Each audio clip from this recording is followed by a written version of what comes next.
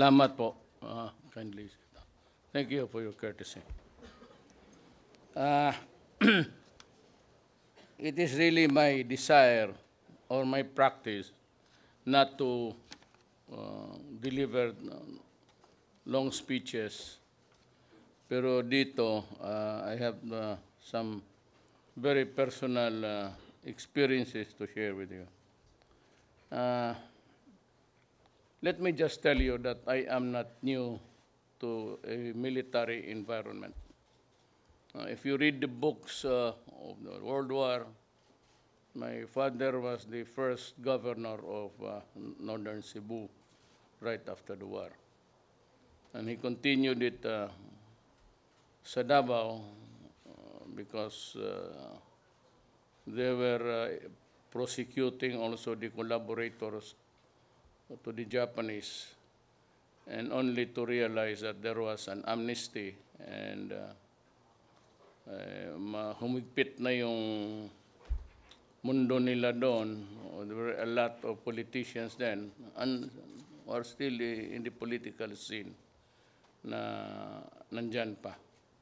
So he decided together with Major Llanos, the former governor of Davao del Sur, municipal mayor before when it was, dalawa sila nag-adventure sa Davao. So doon sila, eventually my father became governor and Major Llanos eventually also became the municipal mayor and the provincial governor when Davao's province was divided when my father died. So parang they cut it into pieces to please everybody, including the political leaders. And I grew up with the military sa bahay and with the police. Yun man ang trabaho ng isang governor noon. I grew up to be also a politician and a prosecutor. But noon pa nakikita ko, I was just wondering, bakit ang army walang baril na sidearm? Maliit pa ako, just wondering. And I would speculate what will happen if the rifle jams or pag nasira.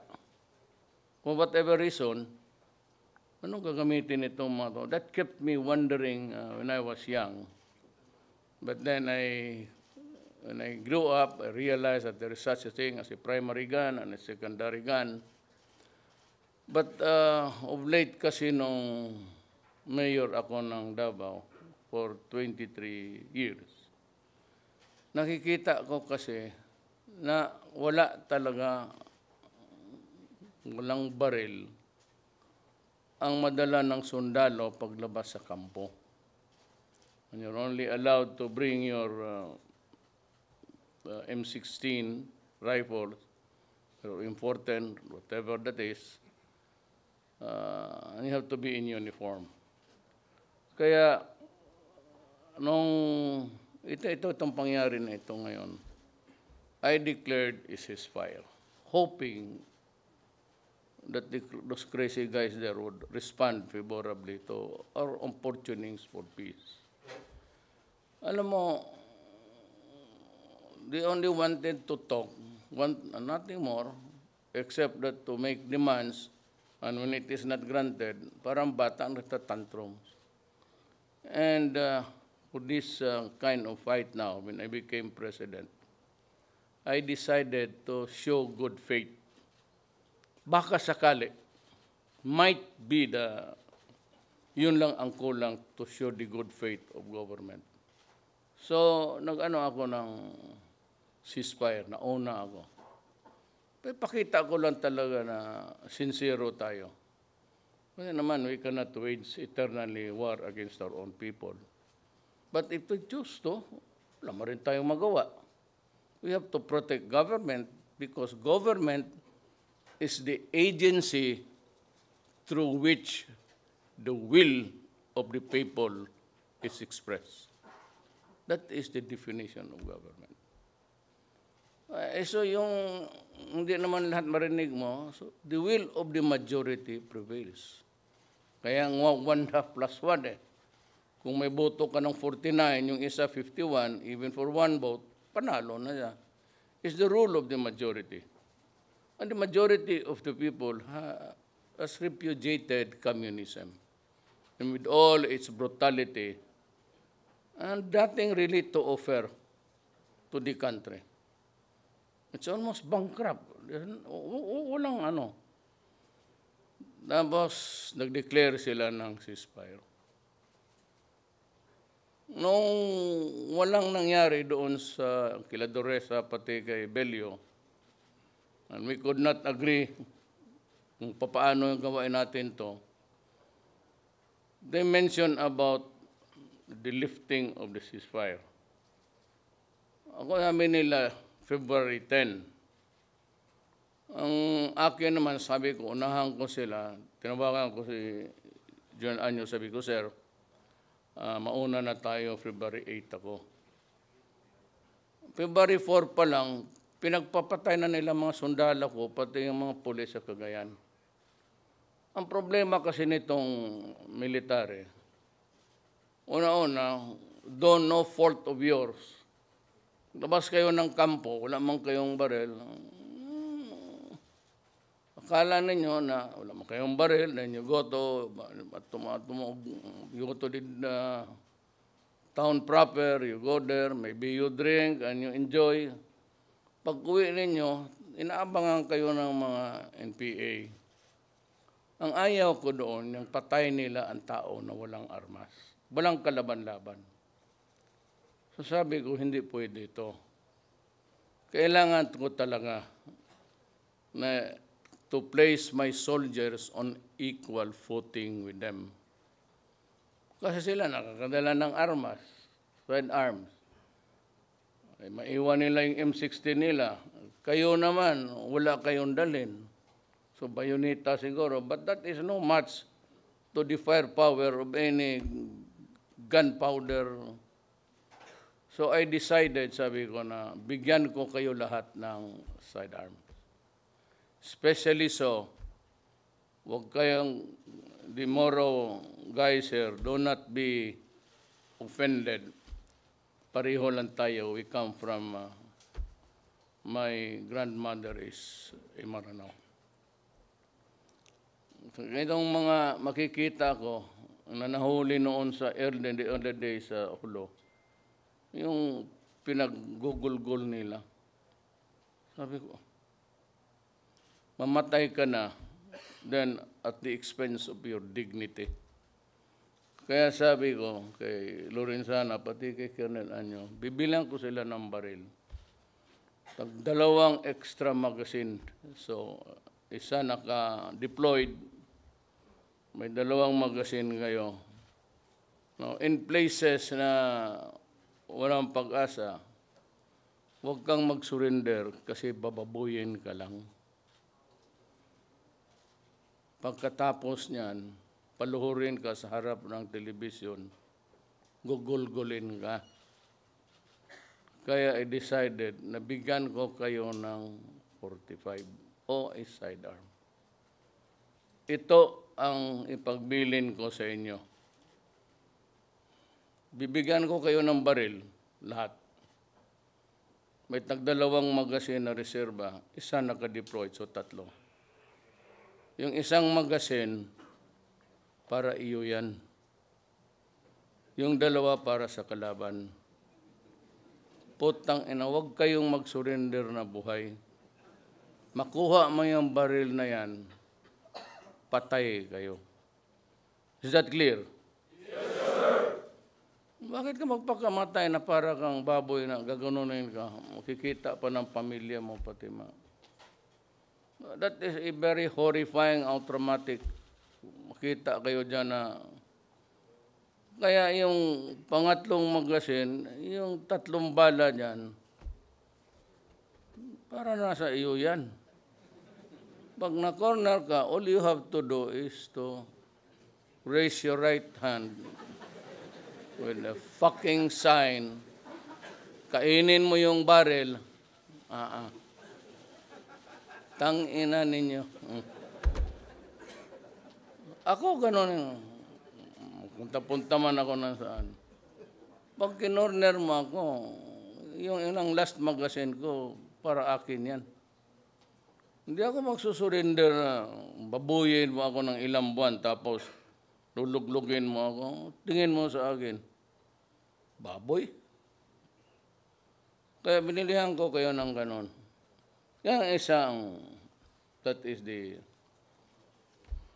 ang downtrend naman nito, kasi ang mga sundalo, take control of your men. Kasi yung mga bagong sundalo, wala akong inaano ha. Totoo ito kasi ang karamihan kasi nating sundalo, Ilonggo o hindi Ilocano. Wala akong nakikitang Bisaya, once in a while lang. Lalo na taga Bohol. Pare, marami. Pati rebelde. Ngang minsan, try to impart to them the discipline of, a very dangerous toy. Actually, when it's not being used in war, it's really ito, waka-waka ng sundalo yan. Walang ginawa yung luin niyang sigilinis yan, mawala na yung blue wing. But ang ko dyan is kung maglakad minsan, dadala talaga nila yan. And I would not advise also na maglabas sila ng kampo, hindi sila makadala ng baril. Because once they are identified by the NPAs and mga criminal, we're having a hard time here. We're fighting criminality, we're fighting drugs, and we're fighting terrorism. Padala mo lang, pero always, at least once a week, bata ha. Kasi yan minsan, pag namingaw, miss niya yung uyab niya o yung kabit niya, depende sa sundalo yan. Maglabas yan, mag-inom. Tapos, siyempre, kung takot ang mga NPA, magtabi. Takot ang mga CSDF. Ang problema niyan, kasi kung wala nang ibang kalaban, yung mga pulis rin na ulol, magipag-inom niya sa restaurant, maya, magbarila na yan. Kaya sabihin mo sa kanila na, yun ang pakiusap ko. Do not do such a fucking thing, pati gobyerno magpatayan. Pero I am not in favor of the rule that you cannot bring your sidearm outside of your camp residence. I will overrule that kind of regulations because it is stupid. And I remember, nung mayor ako, I was in the city, pero narinig ko sa radyo na a policeman was shot. Sabi ko sa police na driver ko, pakialaman mo nga kung ano yan. Yung pala, galing yun sa Buda, that is Bukidnon, Davao. Pagbaba niya doon pagsakay niya sa crossing sa Buda, naka-uniforme siya, nakabaril. Tapos, umupo siya sa likod ng driver. Ayun pala ang role noon ng Philippine Constabulary, na hindi ka makadala ng baril pag hindi ka naka-uniforme. Kaya nung pumunta ako doon sa Puniray, ano ko yung asawa, Mayor, iyak na. Bakit? Butit na lang kasi teacher ang asawa. Hindi lang nagtuturo. Kaya yun, na kaagad ako na ibigay tayo na trabaho. Pero sabi ko, paano ba nangyari? Sabi, sir, sumakay kasi ng truck yan, sir. Umupo sa likod ng driver. Kaya lang, ilang kilometro may sumakay sa likod rin niya, umupo. May binaril siya sa ulo ng paltik, kinuha yung bereta at binaril uli siya sa ulo with his gun. Sabi ko, kaninong katurpihan naman itong putang? Mayor lang kasi ako. Sabi, sir, yun ang ng krami. Putang na, sinong general nag-issue niyang kalukuhan na sir, yan ang order eh. Tapos pinakita sa akin sa isang security ko highway patrol. So ayan sir. Sabi ko, nagmura ako sa... Well anyway, yung ayaw ko lang i-mention yung pangalan. But the chief PNP, 2 days after flew to Davao to talk to me. Kasi pinuputang ina ko talaga sila eh. Sabi ko, yung general na gumawa niyan, dapat... Sabi ko, magbantay ka lang, hindi ko tanggapin yung DILG. Palinisin talaga kita ng kubita dyan sa ano. Kung gago ka pala na general eh. Saan mo nilagay mo yung utak mo? Buta na yung Buda, Kalina, puntang Quezon, tapos pababa ka ng... It's very dangerous, ano dyan ha. Huwag kayong magkumpiyansa na. Kaya ang panlaban lang talaga ninyo is not to let anybody know na may baril ka. Huwag mong i-display yan kasi kukunin talaga yan sa iyo. Sa mga NPA yan, ano yan eh, parang irresistible force. Hanapan ka talaga ng paraan yan. Kung nandiyan ka sa sabungan, mga sundalo, sabihin niyo, tataguin ninyo. Huwag ninyong ipakita. Magdala-dala kayo ng mga karga, mga sako, ilagay ninyo. Kasi kukunin talaga yan. Para sa kalaban natin, bahas kayo mga abusaya. Magtutulo ang lawan yan, lalo na 45. Your best defense is not to let anybody know that you have a gun with you. Yon ang insurance mo sa buhay mo. Eh pag hindi, tapos ka talaga. So yan ang warning ko sa inyo. You might be loose-clothing. Yung mga patig-patig kasi halata masyado. Bili ka dyan sa ukay-ukay na parang oversized coat. Ilagay mo lang sa lugar na hindi ka mahalata. Kasi kukunin talaga yan. And I don't know if you have learned the art of survival dito sa mga Sparrow. Bago ka maglabas ng bahay, tingnan mo muna yung bintana. Pag may nakita ka doon ng isang tao, pag-aralan mo muna, pag gising mo, sumilip ka. Pag meron doon kumakain ng halo, ng nigarilyo, para may hinihintay, tignan mo doon sa kabila kung may tao ba. Ano yan sila ha? Highly mobile. Sakay dito ng jeep, tapos pag ganon. Tapos yung isa doon, kung may hinihintay, nakaupo lang.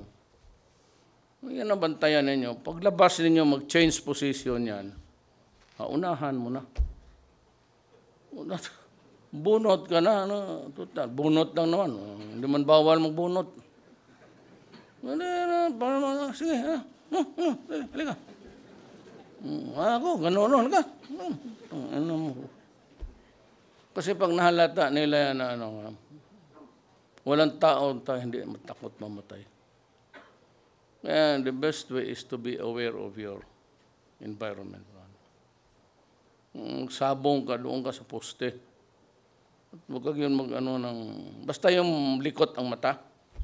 Pupunta mo sa labas mo sa terminal, malikot ang mata tapos papalit-palit. Unahan mo na. Kapag tamatay, sabihin pa ng asawa, yun man yan yung bayaw mo kakauwi lang sa Saudi Arabia.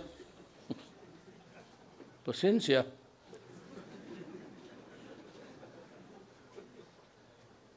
It's not easy to... kung kayo po tatatanga tapos maubusan ako ng sundalo, sino mag-away sa kanya? Ako. Nuluko na. Pero ang ayaw ko yung i-brutalize ka. Yung tawag sa Bisaya na kaya-kaya ba yung naano ka lang. Okay yung pumayag ng gano'n. But do not, sundalo tayo. Panalo man tayo palagi. Yung maliliit na bagay niya, mga asahan niya, huwag ninyong patulan niya. Sundalo kayo. Kung patayan, yung mga ano-ano dyan, lalo na yung mga pulis mag-agawan ng microphone, may ipakain mo sa kanya ang microphone. Kaya man ang barilan dyan, wala na magbitaw. Maya na sa Davao niya, sinipa ko talaga lahat. Kaya nagbarila naman, butit na lang, isa lang, pagpunta. Ano putang ina kayo, kung wala, yan ang problema ninyo. Wala na kayong kalaban makita. Maghanap ng army doon, pati pulis. Gago pala ito. Munta doon sa bukid, marami naghintay doon. Sayangan mo lang yung buhay mo dito. So that is my advice to you. That is why I do not want you to be placed in a very disadvantageous position. Mamatay man tayong lahat. Lahat tayo mamatay. Mamurtar ka, magaran ka. Kaya nung tinanong ako ng si Muka, sabi niya, "Oy, are you here?" Ito si Muka, sumasama ito sa akin. Sabi ko, I came here to die. Kasi yung mga kalaban natin doon na marami magpunta, sabihin Manila na we came here to die. O di patapatan mo rin ha. Ako rin, pumunta ako dito para magpakamatay. Let's say kayo, bakit ikaw ba marunong mamatay? Oh, look, any day, sabi ko, any day is a good day to die. Ang buhay dito sa mundong ito, swerte-swerte. Some of you will reach retirement age. Some of you will die along the process. But it's only God who can. So if you die, that is your destiny. Do not question it because everybody will die anyhow. Hindi lang niya sa away kayo, as much as possible, presence of mind, huwag kayong magpalugi. Kung wala namang fixed bayonet ngayon, putang yung 45 at tamaan ka dyan, babaliktad ka talaga. I suggest you that you hone it. Iyan muna ng mga 500 rounds. Ang aking style is, ang honing namin sa gun club is, paputukin mo tapos linis. Tapos paputukin mo, linis. Paputukin mo, linis. After mga 10 shots, double tap ka, pak-pak, linis. Pak-pak, linis. After 10 shots, ilagay mo na 1 magazine. Pak-pak, pak-pak, linis. Yan ang honing ng aming gun club sa Davao. Ewan ko kung anong sa inyo. But para yung ano mo talaga kung meron. Tsaka kung may ano lang. But ito mga bago ngayon sa Arms Corps. In fairness, mga bagong mahirap na yan with the advent of itong high-tech na digital to the last ano na yan. Okay na yan. Pero ihuning muna ninyo para sigurado ka. So, ngayon, sabi ko, I do not mind losing the gun to the enemy. But do not give it to them alive. Ibigay mo sa kanila yan, patay ka. Lalo na dyan sa Hulo, pati yung Zamboanga area.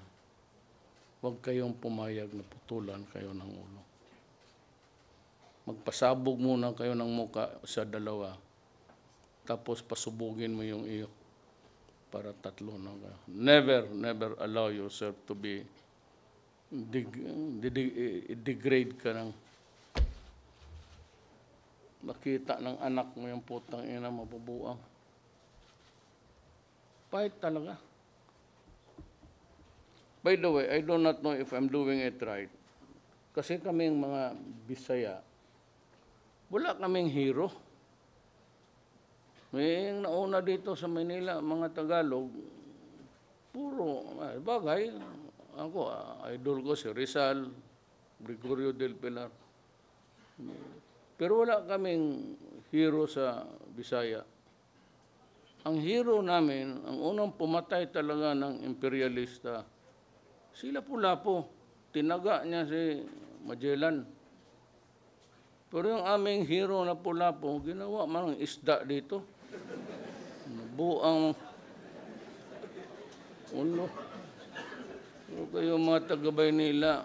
So I have created another for the exemplary approximating valor. Hindi yung valor. It's the Order of Lapu-Lapu. Magandang ano, it's an added. Siya yung pinakauna talaga na pumatay na ni Magellan kasi imperialista yung ulol na yun eh. Ngayon, wala kaming hero. Sino ang pinakamatapang ng Bisaya? Si Lapu-Lapu. Ano yan siya ngayon? Depende. Pirito, tinula, o... Kaya ako naging presidente, it behooved upon me to give due recognition to everybody. Puro taga... Wala man ako sa puro talaga mahusay man yan. So dinagdagan ko, so may Order of Lapu-Lapu tayo.